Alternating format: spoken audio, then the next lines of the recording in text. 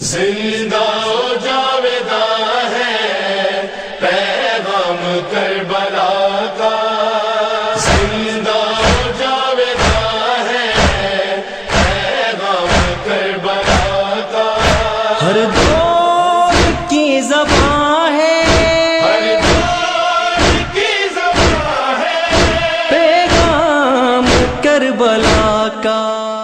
لا حول ولا قوة إلا بالله العلي العظيم حسبنا الله ونعم الوكيل نعم المولى ونعم النصير أعوذ بالله من الشيطان الرجيم بسم الله الرحمن الرحيم الحمد لله الذي يؤمن الخائفين وينجي الصالحين ويضع المستكبرين ويهلك ملوكا ويستخلف آخرين والصلاة والسلام على رسول ثقلين محبوب رب المشرقين والمغربين جد الحسن والحسین نبینا سیدنا ابی القاسم محمد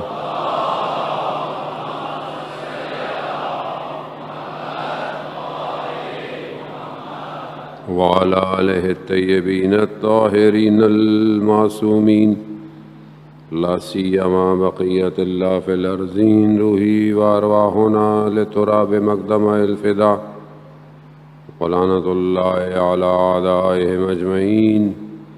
بسم اللہ الرحمن الرحیم رب اشرح لی صدری ویسر لی امری واحلل عقدۃ من لسانی یفقہوا قولی اما بعد فقد قال اللہ تبارک تعالی فی کتاب الحکیم والقرآن المجید وما خلقت الجن والانس الا لیعبدون۔ صلوات بیت محمد والو۔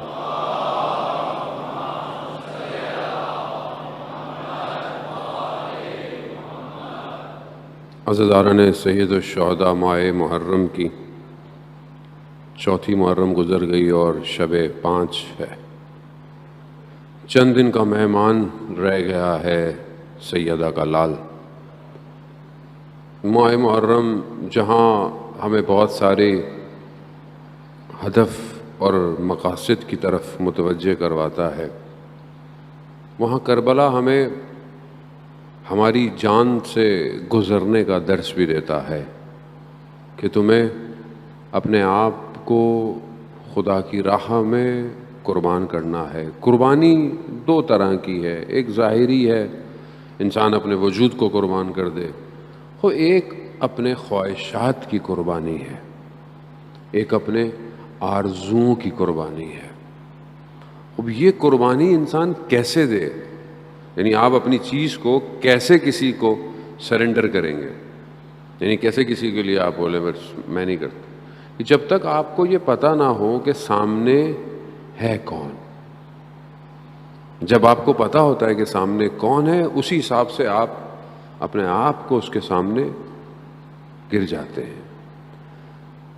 کربلا میں 2 خوف پائے جاتے تھے، ایک خوف دنیا کا تھا، ایک خوف جان کا تھا، ایک خوف کسی نہ کسی کرسی مسند پوسٹ کے چھن جانے کا تھا، اولاد کا خوف تھا، مال کا خوف۔ یہ سارے خوف ایک ہی کیٹیگری ہے اور یہ ایک طرف تھے، اور ایک خوف صرف خدا کا تھا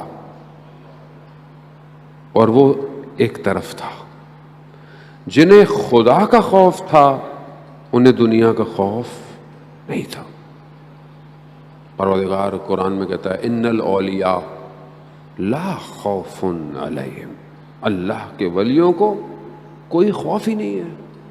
کون سا خوف؟ نہ دنیا کا خوف ہے، نہ کسی سے جان کا خوف ہے، نہ مال کا خوف ہے۔ اور خدا قرآن میں کہتا بھی ہے، کہیں مقامات پہ کہتا ہے خود تمہیں خوف نہیں کرنا، مطلب مت ڈرو.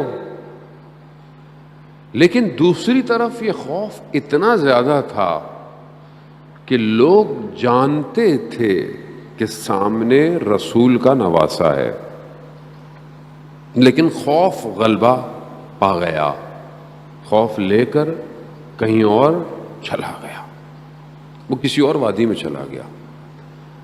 عزیزان محترم، ہماری زندگی میں بھی کیونکہ ظاہر ہے ہم کربلا کی طرف بڑھ رہے ہیں، ایک ایک قدم ہم نے آگے بڑھنا ہے، اور ہم نے یہی کربلا سے درس لینا ہے جو ہمیں بہرحال درس علماء کرام نے، اساتید نے روایات اور قرآن کی آیات کی روشنی میں دیا ہے. خوب یہ خوف انسان کو کیوں ہوتا ہے؟ یہ تب ہوتا ہے کہ جب انسان اپنی زندگی کو بہت قیمتی سمجھتا ہے، اسی دنیا کو ہدف سمجھتا ہے، مقصد سمجھتا ہے کہ یہی میرا مقصد ہے اور میرا مقصد کوئی نہیں ہے. اچھا، دوسری طرف یہ خوف پیدا کون کرتا ہے؟ تو پورا سسٹم ہے نا. یہ ایسے ہی تو نہیں خام خواہ لوگوں کو خوف ہوتا ہے کہ یوں ہو جائے گا، یہ کیسے ہو جائے گا، کام کا کیا ہوگا، پڑھائی کا کیا ہوگا، یونیورسٹی کا کیا ہوگا، فیوچر کا کیا ہوگا. یہ خوف کریٹ کون کرتا ہے؟ خوب یہ خوف ایک سسٹم کریٹ کرتا ہے، ایک ایسا سسٹم کہ جو ظاہری طور پر یہ بتاتا ہے کہ میرے پاس رائے حل ہے تمہاری زندگی کا، میں تمہیں کامیابی دوں گا. وہ آدمی کو، اور یہ کیا ہے؟ یہ پورا سسٹم دیتا ہے آپ کو، پورا آپ کو پیکج دیتا ہے. اور یہ کہاں تک دیتا ہے؟ خوب ایک اس کی حد ہے، یہ وہیں تک آپ کو دیتا ہے. لیکن کیونکہ نظر یہ آتا ہے، شور اس کا بہت زیادہ ہے، ہر طرف آپ مطلب چار راہ پہ کھڑے ہوں، راؤنڈ اباؤٹ، آج کے زمانے میں تو راؤنڈ اباؤٹ ہوتے ہی نہیں ہے، سگنل ہی ہوتا ہے. آپ ایسی جگہ کھڑے ہوں اور آپ کو شور آئے چاروں طرف، کہاں جاؤں کہاں جاؤں. یہ شور ایسا اس نے کریٹ کیا ہوا ہے، خوف کہ نجات فائنینشلی، سائیکولوجیکلی، سوشلی سب میرے پاس ہے. خوف ہے، اور یہ خوف جنریٹ ہو رہا ہے صبح شام، اور یہی افسردگی پیدا کرتا ہے، یہی ڈپریشن پیدا کرتا ہے، انیگزائٹی پیدا کرتا ہے. یہی خوف ہے، اور کیا ہے. مطلب اب انسان کو، بچہ جو ہو، اس کو اگر آپ پریشر میں ڈال دیں، صبح اس نے ایگزام دینا ہے، وہ اتنا پریشر میں آ جاتا ہے، وہ بھول جاتا ہے، غلط کر کے آ جاتا ہے. کیوں؟ ڈپریشن میں آ جاتا ہے، سٹریس میں آ جاتا ہے. آج کل چھوٹے چھوٹے بچے بھی بولتے ہیں ہمیں سٹریس ہو رہی ہے. چھوٹے بچے کی سٹریس سے کیا تعلق ہے؟ کیونکہ اس کو سسٹم ایسا دیا ہے کہ وہ سٹریس میں بڑا ہو رہا ہے.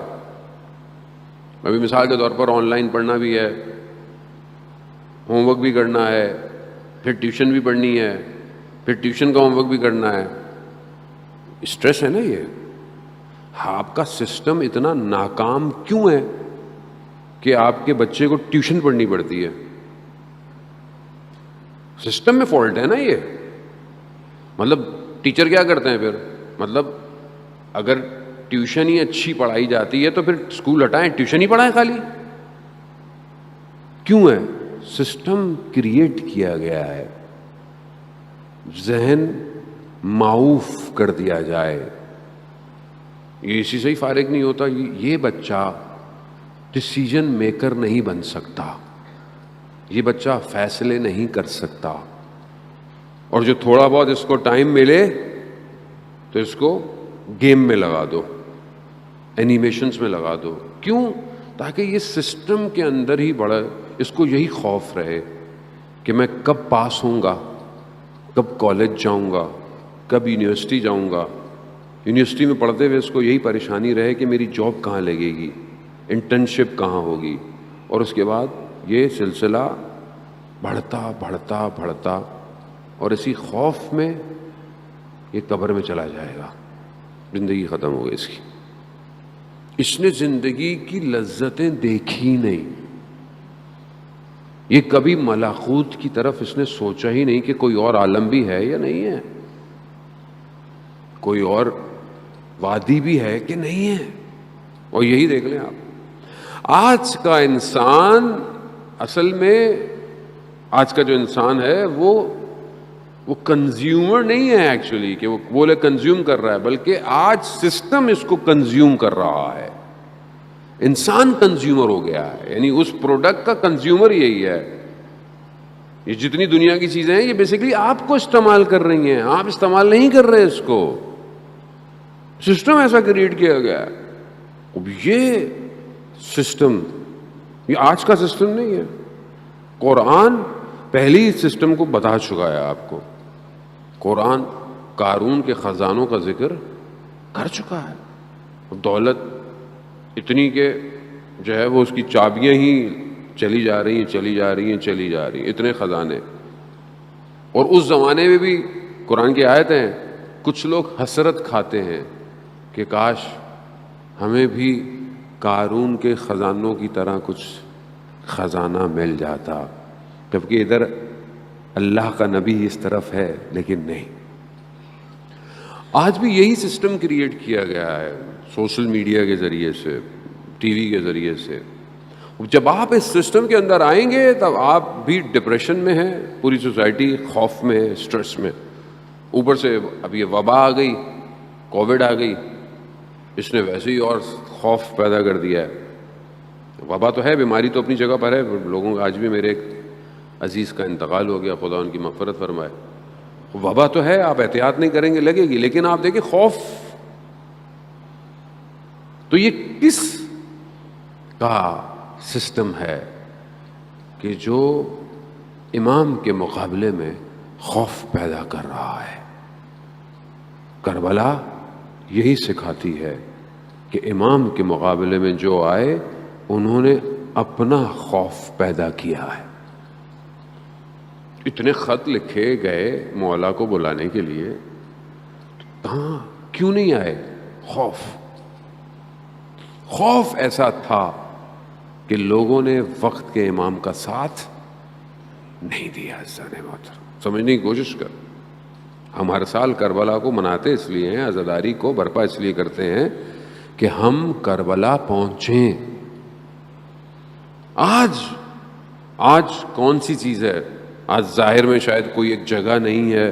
آج دنیا گلوبلی کنیکٹ ہے، ہر جگہ بیٹھی ہوئی ہے. اب فاصلے ختم ہو گئے ہیں، کمیونیکیشن آسان ہو گئی ہے.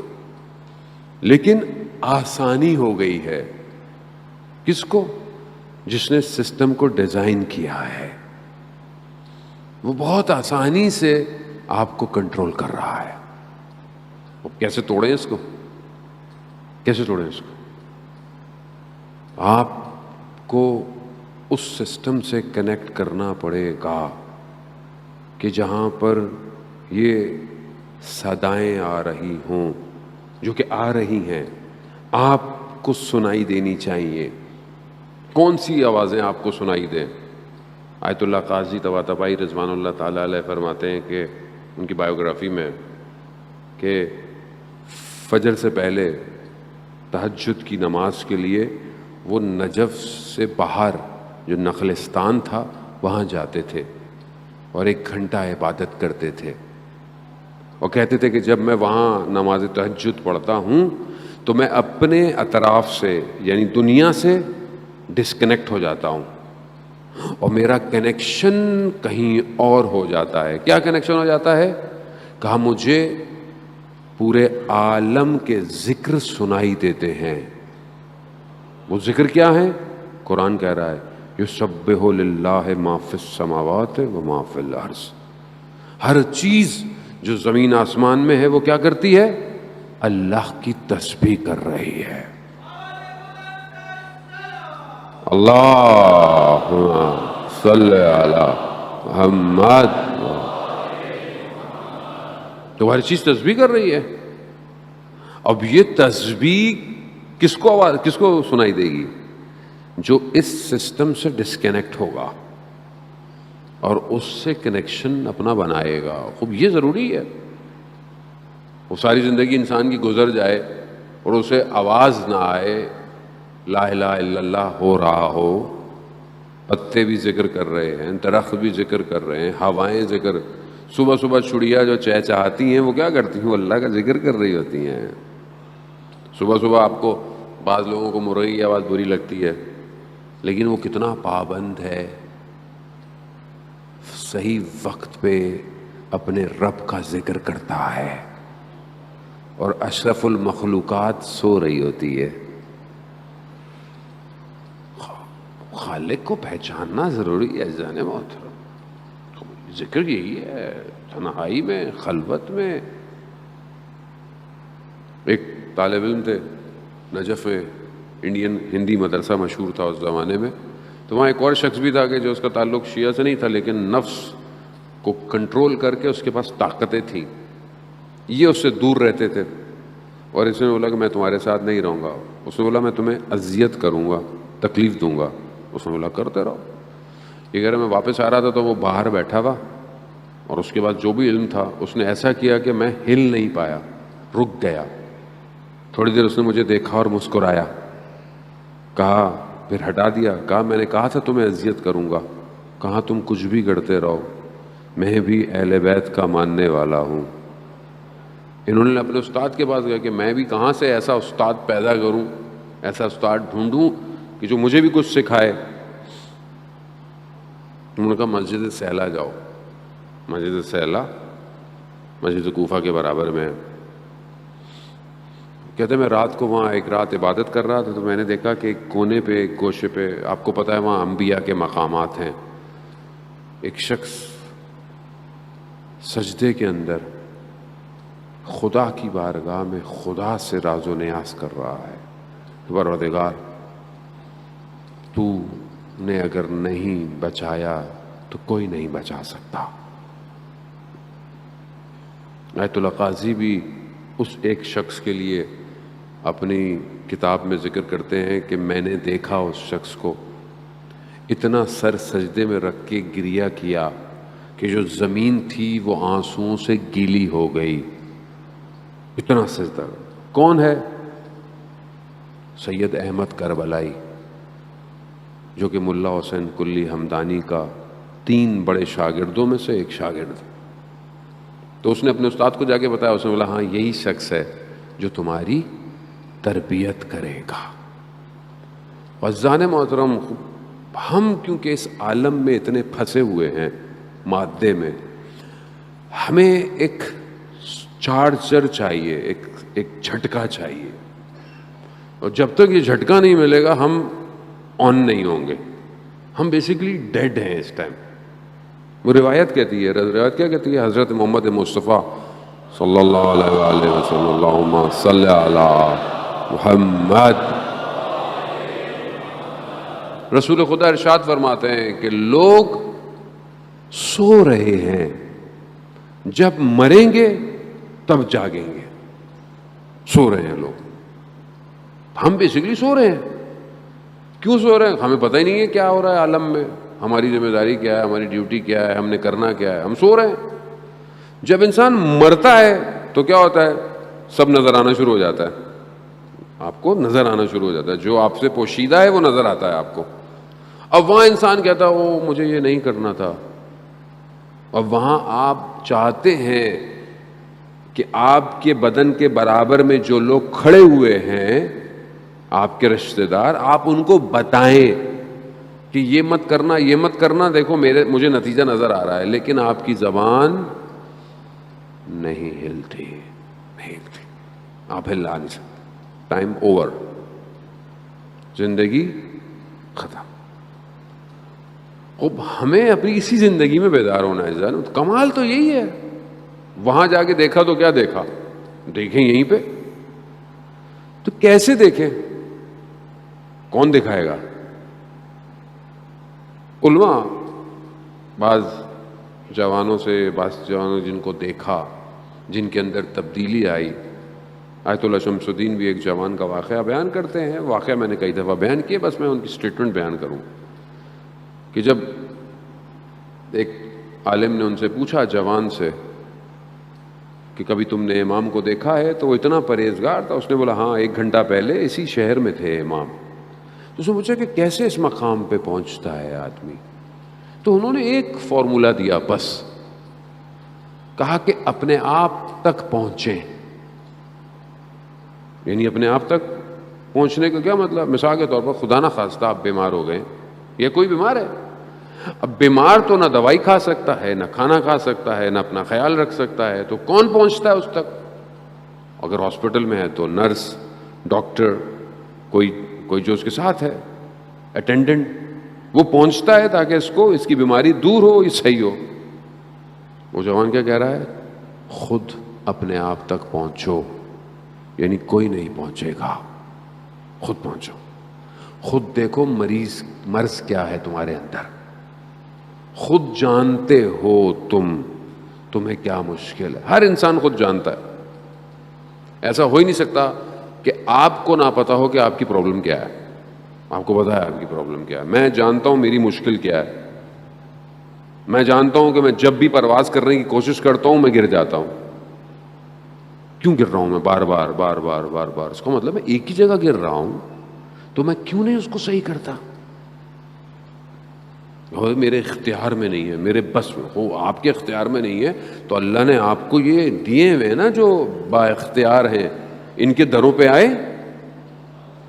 ان کے دروں پہ آئے نا.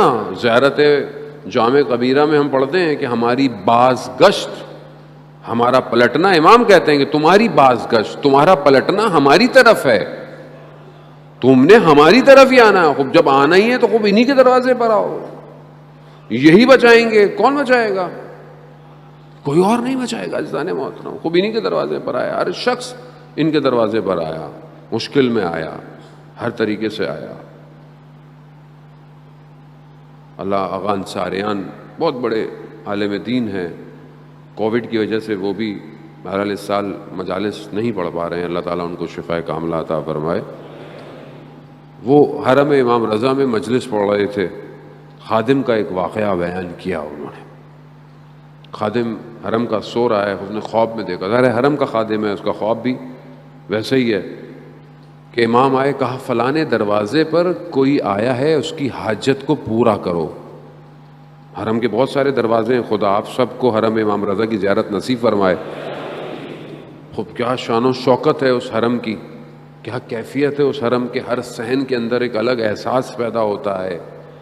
اتنے سال گزر گئے مجھے کہ انہی کا کرم ہے سب کچھ، جو بات اب تک بنی ہوئی ہے انہی حرم کے اس صحن میں. آج تک مجھے یاد ہے جب میں پہلی دفعہ زیارت پہ بھی گیا تھا، اس کے بعد امام نے ہمیں بلا ہی لیا، پڑھنے ہی آ جاؤ، یہیں کے ہو جاؤ.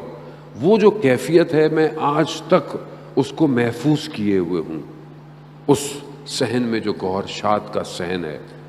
اور آپ یقین کریں، میری پوری کوشش ہوتی ہے کہ چاہے میں 1 دن جاؤں، 2 دن جاؤں. ابھی بھی مولا نے مجھے اپنی ولادت پہ بلایا، وہاں پہ جشن پڑھنے کے لیے بھی.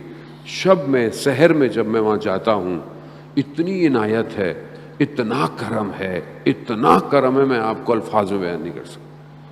امام ایسی وادی میں لے جاتا ہے آپ کو کہ یہ اس حدیث کا مصداق ہے کہ خدا نے ہمارے ذریعے سے اپنے آپ کو پہچنوایا ہے.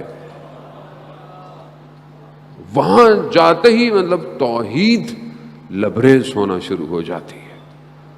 اب خادم گیا، دروازے پہ گیا، جا کے دیکھا تو کوئی شخص نظر نہیں آیا. جب دیکھا تو ایک کتا ہے. کتے نے جیسی خادم کو دیکھا تو مشہد کی گلیوں میں چلنا شروع ہو گیا.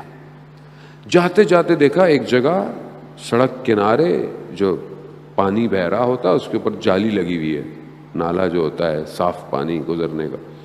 دیکھا اس کا بچہ اس جالی میں پھنسا ہوا ہے. انہوں نے دیکھا، اس کو نکال لیا. آغا انصاریان حرم امام رضا کے اندر امام سے مخاطب ہوئے، یا امام رضا، ہم جانور سے کم تو نہیں مولا، آپ کی بارگاہ میں آئے ہوئے ہیں، کوئی نہیں بچائے گا ان کے علاوہ. عزیزان محترم، یہ جو مشکل ہے نا، صرف متصل ہونے کی دیر ہے. بس توسل کریں، جڑیں. یہ دن ہے ہی جڑنے کے لیے، اس سے بہترین آپ کو موقع نہیں ملنے والا. آپ عام دنوں میں کبھی کبھی مجلس سنتے ہیں، کبھی آئے کبھی اٹھے، کسی کی مجلس ہوئی تو آپ اس کی خاطر چلے جاتے ہیں کہ میرا رشتہ دار ہے نہیں جاؤں گا ناراض ہوگا، کسی کا انتقال ہو جائے چلے جاتے ہیں، لیکن ابھی آپ کسی کے لیے نہیں آئے ہیں، ابھی آپ صرف حسین کے لیے آئے ہیں۔ یہ اس کی ارزش کو سمجھیں، اس قیمت کو سمجھیں۔ اب جب آ ہی گئے ہیں تو پھر اس خوفوں کو ہٹائیں جس نے آپ کو پکڑا ہوا ہے۔ ہاں، اپنے آپ کو سمجھیں، باطن کو سمجھیں، سیر کریں عالم کی، جیسے امام حسین ہر دور میں جو ہے وہ سیر کراتے ہیں اپنے آپ۔ امام کی ارزش، امام اپنے آنے والوں کو چھوڑتے نہیں ہیں۔ ہم جکڑے ہوئے ہیں اصل میں اپنی زندگیوں کے اندر، مادی زندگیوں۔ دوسرا سسٹم مسلسل کام کر رہا ہے بغیر دیکھیں، دو چیزوں کا مقابلہ ہے کربلا۔ کربلا کیا ہے؟ حق اور باطل، حق اور باطل ہے۔ کربلا میں تیسرا کوئی نہیں ہے۔ آپ کربلا میں یہ نہیں دے سکتے کہ ایک شخص تھا، نہ وہ ادھر تھا نہ وہ ادھر تھا، ایسا کوئی نہیں ہے۔ کربلا یا ادھر ہے یا ادھر، دو۔ یعنی کیا؟ یعنی یا سفید ہے یا بلیک، کالا ہے، یا بلیک یا وائٹ، گرے نہیں ہے۔ ہم زیادہ تر گرے میں ہیں اپنی زندگی۔ یعنی کیا؟ یعنی تھوڑا حق بھی ہو جائے، تھوڑا سا، یہ کیا چیز ہے؟ یہی چیز رکاوٹ ہے امام تک پہنچنے میں۔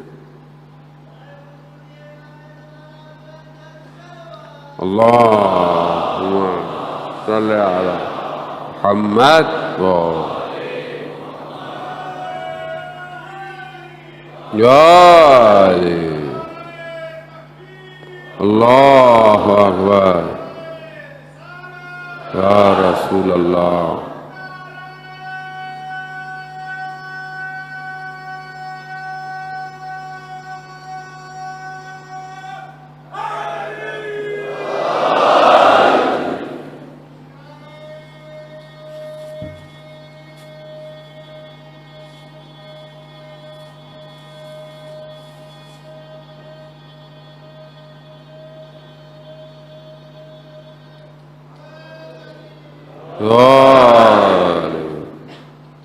عزیزان محترم، بہرحال بہت سارے لوگ سوچتے ہوں کہ مولانا صاحب ایسی مجلس پڑھتے تو نہیں ہیں لوگ نعرے لگائیں، لیکن پھر بھی لوگ نعرے لگاتے ہیں ماشاءاللہ، اور اچھی بات ہے، نعرے لگانے بھی چاہیے۔ لیکن ہو سکتا ہے آپ کے ذہن میں ہوتا ہو کہ کچھ لوگ سوچتے ہوں گے کہ یار مولانا پتہ نہیں کیسی مجلس پڑھتے ہیں، ایسی ہے یہ، ملٹن ہے یہ، ایسی ہوتا ہے۔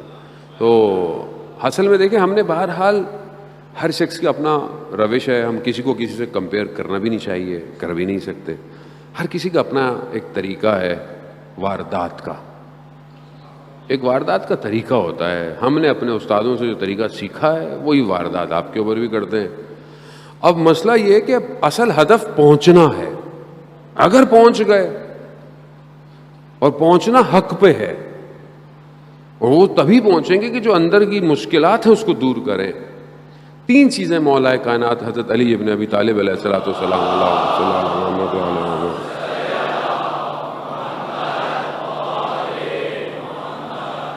تین چیزیں جو ہیں نا وہ انسان کے وجود کے کمال کے لیے بڑی رکاوٹیں ہیں، امام فرماتے ہیں۔ خوب ہم اس کو دیکھیں، پہلی چیز امام کہتے ہیں کینہ۔ انسان کے اندر اگر کینہ پایا جائے نا کسی چیز سے، کسی بات کی وجہ سے، یہ جڑ ہے ساری برائیوں کی۔ اور آپ اپنی عام زندگی میں دیکھیں، یہی کینہ انسان کو برباد کر دیتا ہے، فیملیوں کو برباد کر دیتا ہے، گھروں کو توڑ دیتا ہے، رشتے ختم ہو جاتے ہیں، دوستیاں ختم ہو جاتی ہیں۔ کس سے؟ کینے ہونے کی وجہ سے۔ اور یہ ایک ایسی چیز ہے کہ انسان اپنے وجود میں لے کے گھوم رہا ہے، ہمیں نظر نہیں آ رہا، ہمیں نہیں آ رہا کہ اس کے اندر کتنا کینہ ہے۔ اللہ کے ولیوں کو کینہ نظر آتا ہے۔ کیسے نظر آتا ہے؟ آپ پیاس رکھ لیں اپنے اندر، سڑا ہوا پیاس اپنے ساتھ رکھیں، تھوڑی دیر میں لوگ آپ کو دور کرنا شروع کر دیں گے۔ کیوں؟ بو آ رہی ہے، بو آ رہی ہے۔ روایت ہے جو جھوٹ بولتا ہے اس کے منہ سے ایسی بو نکلتی ہے کہ ملائکہ بھی پریشان ہوتے ہیں، کیونکہ ہمیں نہیں آتی نا۔ وہاں پہ ہم کوئی برش نہ کرے تو آپ بولیں یار تھوڑا فاصلے پہ رہو.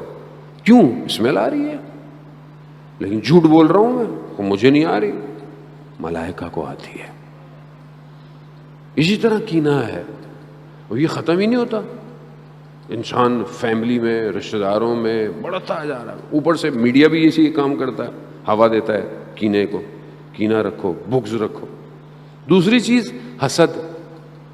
حسد رکھنا، اس کے پاس یہ ہے میرے پاس یہ کیوں نہیں ہے، فلانے کے گھر میں ایسا ہے میرے گھر میں کیوں نہیں ہے. یہ فیملی میں زیادہ ہوتا ہے.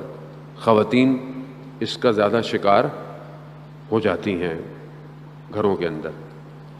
حسد جلا دیتا ہے نیکیوں کو. اب آپ نمازیں بھی پڑھ رہے ہیں، ابھی لوگ کہتے ہیں مولانا صاحب نمازیں ہیں، دعائیں، چلے، مصلے پہ ہر وقت بیٹھی ہوئی ہیں خواتین. اچھی بات ہے، بیٹھنا بھی چاہیے. کام نہیں ہو رہا، کیسے کام ہوگا؟ ادھر اللہ اللہ اللہ اللہ، اللہم صلی اللہ، اللہم صلی اللہ، یہ رکھا یہاں، فون کان میں لگا، شروع. یعنی کوئی نہ کوئی ایک پارٹی جو ہے جس سے پورا گھر حسد رکھتا ہے. فیملی میں نا، دور کی بات نہیں ہے، بہن بھائی، رشتہ دار، پھوپھی، چچا، تایا. یہ کیا ہے؟ کھا گیا آپ کی عبادتوں کو، کھا گیا. پھر آپ کہہ رہے میرا کام نہیں ہوتا، پھر آپ کہتے ہیں میرا رزق میں تنگی آ گئی ہے، میری اولاد نالائق ہو گئی ہے. کیوں؟ کیونکہ آپ ان چیزوں کو اپنے اندر لے کے بیٹھے ہوئے. تیسری چیز امام فرماتے ہیں سوء ظن رکھنا. سوء ظن یعنی غلط گمان رکھنا کسی کی طرف. دو شخص کھڑے ہوئے ادھر آپس میں باتیں کر رہے ہیں، اب میں سوچ رہا ہوں یہ میرے بارے میں کہہ رہے ہوں گے کچھ. سوء ظن ہے. یہ اتنا زیادہ ہے معاشرے میں کہ کوئی اچھا کام بھی کرے اس پہ بھی شک کرتا ہے آدمی کہ کوئی نہ کوئی پلاننگ ہوگی اس کے پیچھے بھی. ایسے ہی ہے. کیوں؟ کیونکہ ہم حسن ظن رکھتے ہی نہیں کسی کے اوپر.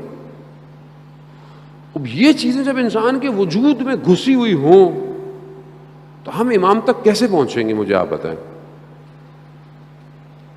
اگر ہم اسی کے ساتھ چلتے رہے تو ہم امام کے پاس، امام مولا یہ اس کو، یہ تو ایسا ہے، وہ تو ویسا ہے، امام کو بھی یہی کہیں گے ہم لوگ. عزیزان مولا اس کو ہٹائیں.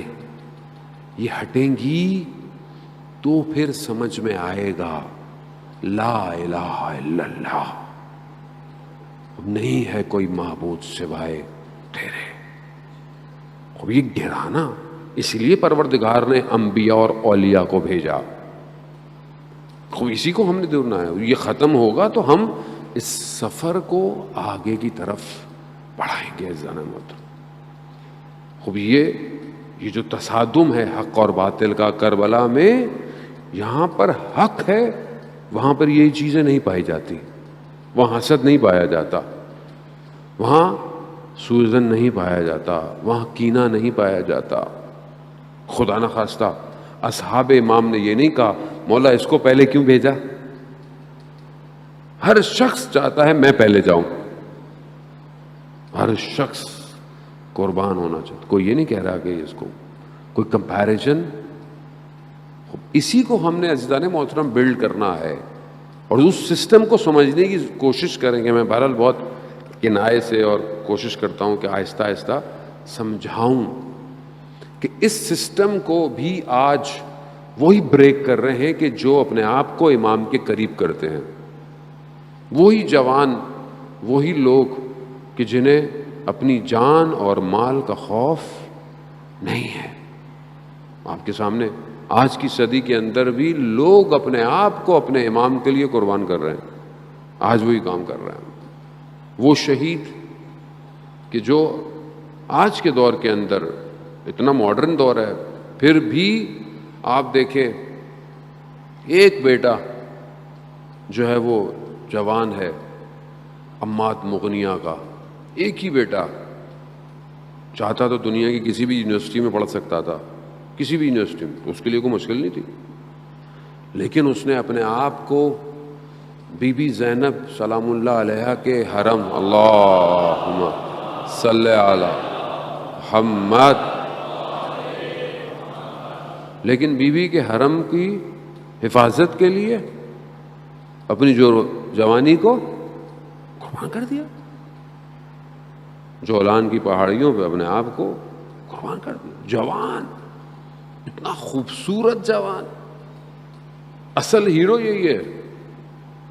وہ ہیرو دیکھنا چاہتے ہیں آج کے دور میں، یہ ہے ہیرو، یہ ہے جوان، یہ ہے رول ماڈل. اور ماں کیا کہتی ہے، دادی کیا کہہ رہی ہے، بیٹا بھی گیا، پوتا بھی گیا، اور بھی لوگ گئے، کیا کہہ رہی ہے کہ اگر میرے پاس کچھ اور بھی ہوتا تو میں اس کو بھی دے دیتی.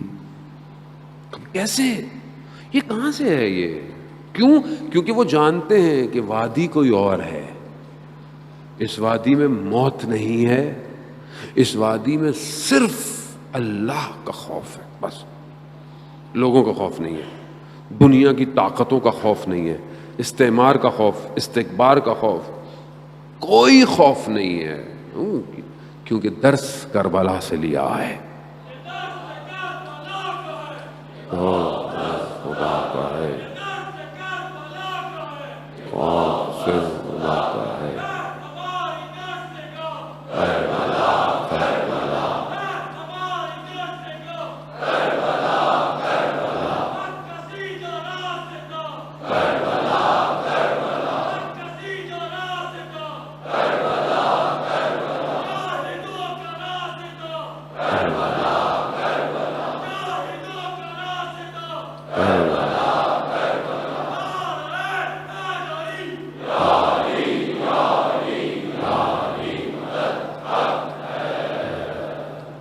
عزیزان محترم، خوب یہی راستہ ہے، یہی راستہ بناتا ہے ہمت اور سردار چمران کو. یہی راستہ قاسم سلیمانی پیدا کرتا ہے، یہی راستہ عارف حسینی پیدا کرتا ہے، یہی شہید ڈاکٹر نقوی پیدا کرتا ہے. یہ راستہ ایسا ہے. خوب یہ راستہ یہی ہے. اس راستے کا اختتام شہادت ہے. خوب ہر کے دارت ہوس سے کرب و بلا بسم اللہ. جس کو بھی کربلا کی ہوس ہے، بسم اللہ، آؤ آؤ. جس کے ارباب اپنے سر کو تن سے جدا کرا دے، جس کے مالک اپنے سر کو تن سے جدا کرا دے، ان غلاموں کے سروں کی کیا قیمت ہے، کیا قیمت ہے؟ اس سر کی بھی کوئی قیمت ہے نہیں ہے.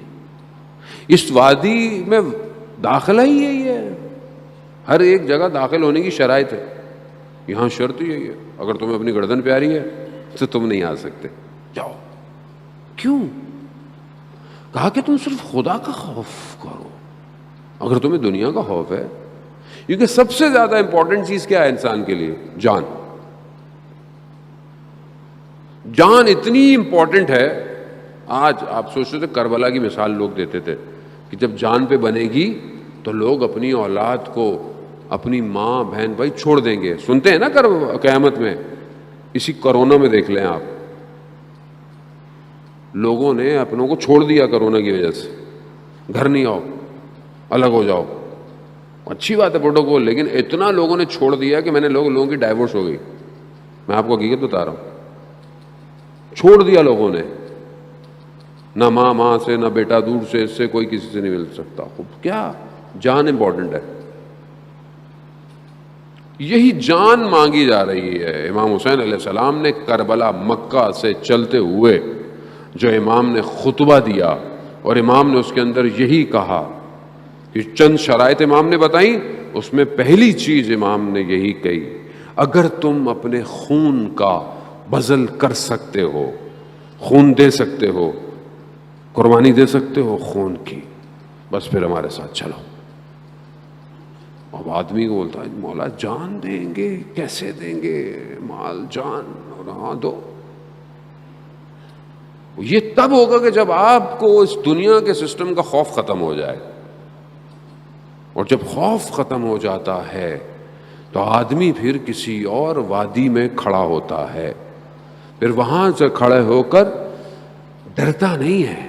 شہید چمران کہ جو امریکہ میں پڑا ہوا اور نیوکلیئر فزکس پلازما کا اسٹوڈنٹ، وہ جب آتا ہے اتنا اختیار آ جاتا ہے کہ جب اپنے جوانوں کے لاشوں کو اٹھا کر جنگ کے میدان سے جا رہا ہوتا ہے ہاسپٹل، تو ایک تیر لگتی ہے، گولی لگتی ہے، خون بہنا شروع ہوتا ہے، اور اگر خون بہتا رہے تو نہیں پہنچے گا ہاسپٹل تک، خون کو اپنے کہتا ہے رک جاؤ جب تک میں ان جوانوں کو ہاسپٹل نہ پہنچا دوں۔ یہ کون سی وادی ہے؟ یہ تو کوئی خوف نہیں ہے، مسکراہٹ۔ اپنی شہادت سے پہلے اپنے بدن کو، اپنی ٹانگ کو کہتا ہے کہ یہ تم تھوڑی سی، میں تمہیں تکلیف اور دینا چاہتا ہوں، بس اپنی ٹانگ کو کہتا ہے کہ بس تھوڑا سا تم نے سفر کرنا ہے، پھر تم آزاد ہو۔ شہادت سے پہلے تو کون سی وادی ہے؟ کون سی وادی میں ہے؟ کربلا کی وادی ہے، یہاں امام کی وادی ہے، یہاں دنیا کا خوف نہیں ہے، یہاں یہ بڑی بڑی قدرتوں کا خوف نہیں ہے، یہ خوف نہیں ہے۔ تبھی تو آج دیکھیں نا کہاں کہاں جوان پہنچ گئے۔ یہ اگر خوف ہوتا تو قاسم سلیمانی 4 ملکوں پہ حکومت کرتا، کوئی خوف نہیں تھا۔ اس نے تو کبھی بلٹ پروف جیکٹ ہی نہیں پہنی آج تک۔ کیوں؟ کہا میں ان کو دشمن سمجھتا ہی نہیں ہوں اپنا، نہ مجھے ان کا کوئی خوف ہے۔ اس کے وجود سے کانپتے تھے۔ کیوں؟ کیونکہ جو رات کی تنہائی میں اس کے وجود کی وجہ سے کانپتا ہو، دنیا اس کے وجود سے کانپتی ہے۔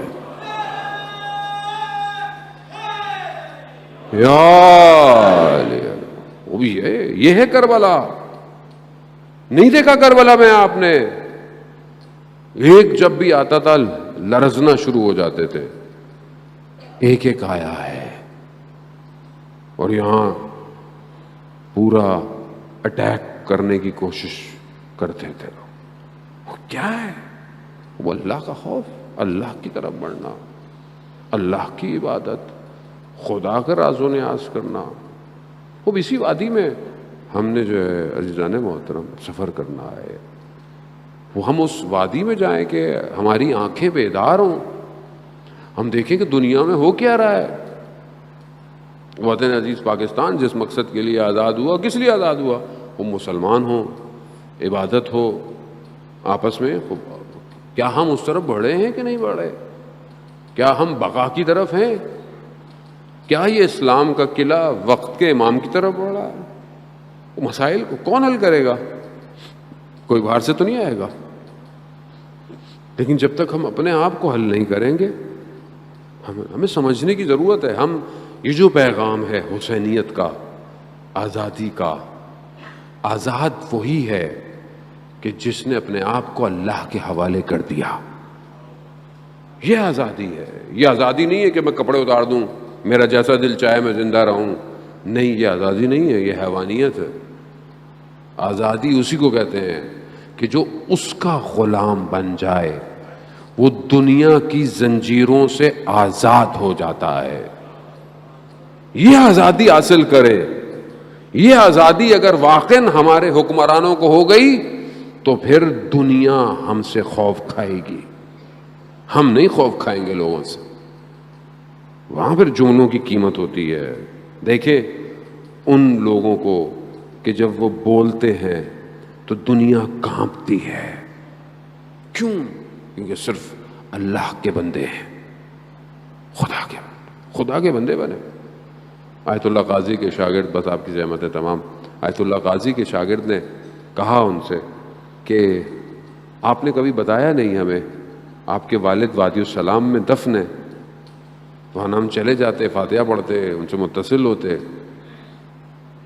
کہا کہ 10 دن بعد میں تمہیں بتاؤں گا۔ وہ کہتا ہے میں اپنے گھر میں تھا اور اپنے گھر میں کام میں کسی مشغول تھا تو مجھے آواز آئی کہ آیت اللہ قاضی کا انتقال ہو گیا ہے۔ ان کے جنازے کو لے کے گئے، وادی السلام میں دفنایا۔ کہہ رہے جیسے ہی دفنایا تو میں پلٹا تو میں نے کہا ان کے قبر کے قبلے کی طرف ان کے والد کی قبر تھی۔ اور میں نے حساب لگایا تو وہ 10واں دن تھا جو انہوں نے کہا تھا کہ 10 دن بعد بتاؤں گا، یعنی گویا جانتے تھے کہ 10 دن بعد میں دفنایا جاؤں گا۔ خوب آدمی، خوب اس مقام پہ۔ شاگرد کہتا ہے میں رات کو وہاں پہ سردی کے دن نجف کے ایک ہی جگہ ہوتی تھی کہ بندہ گرم ہوتا تھا تو لحاف اوڑھ کے قرآن کی تلاوت، تو کہہ رہا اس کے اندر میں نے دیکھا کہ میں قرآن کی تلاوت کر رہا ہوں لیکن قرآن اس طرف ہے، لیکن میں نے کہا کہ کہیں بے احترامی تو نہیں ہو رہی، لیکن پھر میں نے کہا کہ میں نے لحاف اوڑھا ہوا ہے۔ کہا دوسرے دن میں درس میں جیسے ہی گیا، اس سے پہلے کہ میں کچھ کہتا، استاد نے مجھے کہا کہ جو بھی ہو لحاف اوڑھا ہو لیکن بے احترامی ہے۔ خوب ایک استاد جب انسان کے احوالات سے، حال سے اتنا واقف ہے تو امام کتنا واقف ہوگا؟ امام کتنا واقف ہوگا؟ یہ استاد اتنا حوال ہے، امام کہ جو زمین اور آسمان کے متصل ہونے کا سبب ہے۔ یہ جو زمین آسمان اتصال میں ہے یہ امام کی وجہ سے، رحمت جتنی بھی آ رہی ہے یہ سب امام کی وجہ سے ہے۔ یہ جو لوگ سمجھے تھے کربلا، انہوں نے اپنا سب کچھ دے دیا امام کو۔ اب دیکھیں کہ وہ ایک خاتون، وہ میری بیوی، وہ شہزادی، وہ عالمہ غیر معلمہ، بغیر کسی معلم کے عالمہ، خطبہ دیا کوفہ میں کہ جس نے کوفہ کے ستونوں کو ہلا دیا۔ کیوں؟ اپنے امام کو پہچانا تھا۔ کوئی شہزادی ہے، امامت کے گھر میں بڑی ہو رہی ہے، والد بھی امام، بڑے بھائی بھی امام، پھر امام حسین بھی امام، اماموں کے ساتھ بڑی ہو رہی، لیکن اپنی جان کو امام پہ قربان۔ وہ بھی شہزادی ہے نا، سیدۃ النساء العالمین کی بیٹی ہے، ثانیہ زہرا ہے، کو اپنا مقام ہے، اپنا درجہ ہے، لیکن امام کے سامنے اطاعت ہے۔ کیسی اطاعت ہے کہ جب امام تیار ہوئے نا مدینہ سے تو کہا بھائی میں آپ کے بغیر نہیں رہ سکتی، امام ہے، بھائی تو ہے لیکن امام ہے، میں رہ نہیں سکتی۔ کہا بغیر شوہر کی اجازت کے، وہ امام ہے، شریعت کا پاسدار ہے، کیسے ہو سکتا ہے کہ بغیر شریعت؟ کہا شریعت اپنے شوہر کے اجازت کے بغیر گئی۔ عبداللہ ابن جعفر مریض ہیں، بیمار ہیں، بستر علالت پر ہیں، جا کے بیٹھ گئیں سرانے، آنکھوں سے آنسو ٹپکے، عبداللہ کی پیشانی پر آنسو گرے، عبداللہ نے آنکھ کھولی، کہا شہزادی گریا کیسا؟ کہا عبداللہ آپ تو جانتے ہیں حسین مدینہ چھوڑ رہے ہیں۔ کہا ہاں شہزادی۔ کہا آپ یہ بھی جانتے ہیں میں بھائی کے بغیر رہ نہیں سکتی۔ کہا ہاں شہزادی۔ کہا مجھے اجازت؟ کہا ہاں، یہ تو آپ کے نکاح میں شرط تھی کہ اگر حسین مدینہ چھوڑیں تو آپ ان کے ساتھ جائیں گے۔ جائیے۔ کون روک سکتا تھا شہزادی کو؟ جاتے ہوئے کہا یہ میرے 2 شہزادوں کو، اون اور محمد کو اپنے ساتھ لے جائیں، اور اگر کہیں جنگ ہو، ضرورت پڑے تو ان کو میری طرف سے قربان کر دیجیے گا۔ کیا ہے یہ کیا ہے؟ یہ معرفت امام ہے. امام یہاں قیمت نہیں ہے کسی چیز کی، یہاں سب سے قیمتی امام ہے. یہاں سب سے قیمت جس چیز کی ہے وہ امام، اور کوئی چیز اصل کچھ نظر ہی نہیں آتا جب امام نظر آ رہا ہو. بس چلا کاروان، چلا، چلے گئے، پہنچ گئے. شب عاشورہ ہر ماں اپنے بچے کو تیار کر رہی ہے. بیٹا صبح دیر نہیں کرنا. کسی خیمے میں حضرت قاسم کی ماں ہے، کسی خیمے میں رباب ہے، کسی خیمے میں بی بی زینب اپنے بچے کو، بیٹا صبح آپ نے قربانی دینی ہے. روز عاشورہ آئی، جب سب اصحاب چلے گئے، بنی ہاشم کی باری آئی. اب جا رہے ہیں. اب یہ بچے بار بار جاتے ہیں، اجازت نہیں ملتی. کہ امام جانتے ہیں کہ خود زینب خود اتنی قربانی لے کر آئی ہے، دے کر آئی ہے. بہرحال اجازت ملی، اجازت ملی. دونوں بھائی ظاہر ہے حضرت فضل العباس کے بھانجے ہیں، عبداللہ ابن جعفر کے بیٹے ہیں تو بنی ہاشم. ایک میمنے پر، ایک نے میسرے پر ایسا حملہ کیا کہ پٹخ ڈالا سب کو. لڑتے لڑتے محمد گرے. بچے ہیں نا، اپنی طرف سے مقابلہ پورا کیا، پیاسے بھی ہیں. گرے تو دوسرے بھائی نے کہا کہ بھائی صبر کرنا، میں بھی آ رہا ہوں. وہ بھی گرے.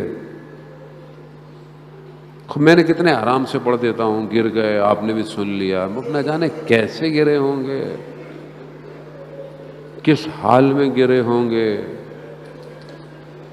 کس حسرت بھری نگاہوں سے. نہ جانے ماں کو جب آخری دفعہ دیکھا ہوگا تو کیسے دیکھا ہوگا. ہاں زیادہ رہے محترم، وہ ہیں تو بچے، ہیں تو بچے نا، محبت تو ہے نا، ماں سے بھی ہے، ماں کو بھی محبت ہوگی بچوں سے. لیکن یہاں روحی سب کچھ لقل فدا ہے نا امام پہ. اب گر گئے، پکارا امام کو، اپنے مولا کو پکارا، مولا حاضر ہوئے، مولا حاضر ہوئے. بس آپ نے گریہ کیا. آج انہی دو شہزادوں کے تابوت ہیں. مجھے بہرحال پتہ نہیں ہے تابوت یہاں پہ کہاں سے آئیں گے، کس طرح آئیں گے. بہرحال میں چند لگے گے، بس تھوڑی سی دیر، ایک آدھ دیر اور.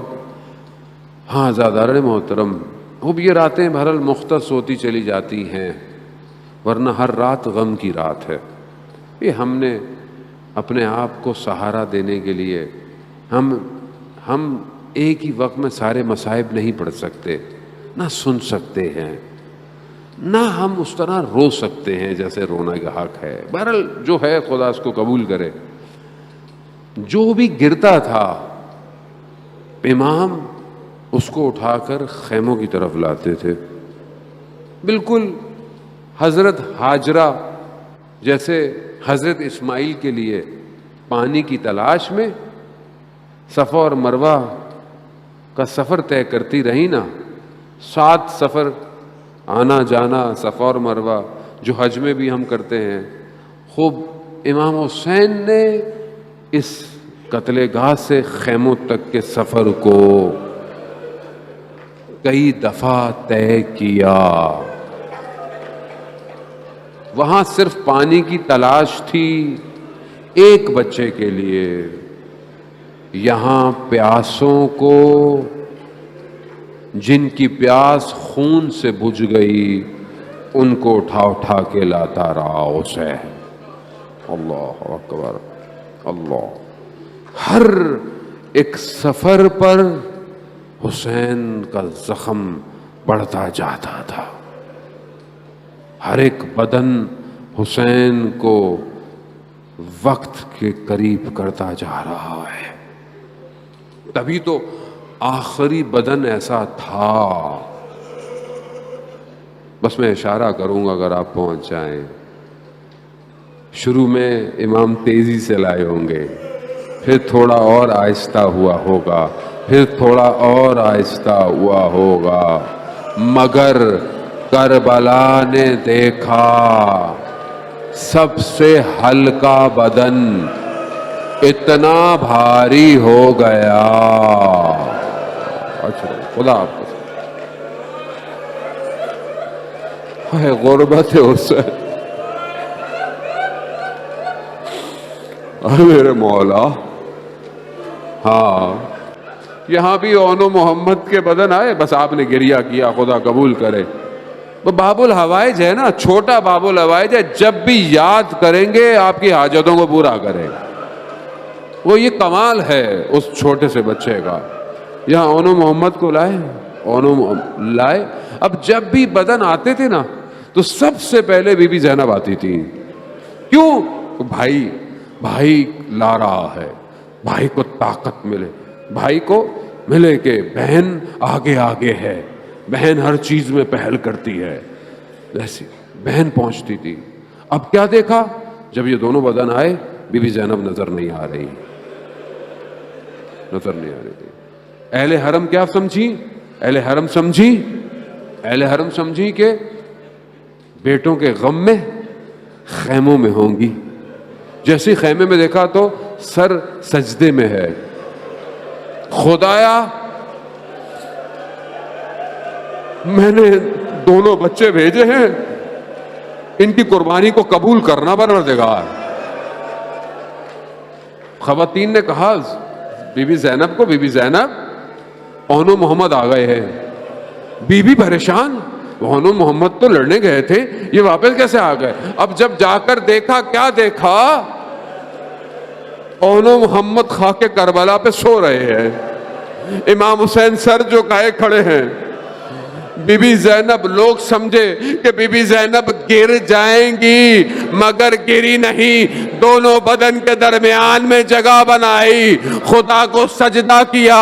پروردگار تیرا شکر، تو نے میری قربانی کو قبول کر لیا.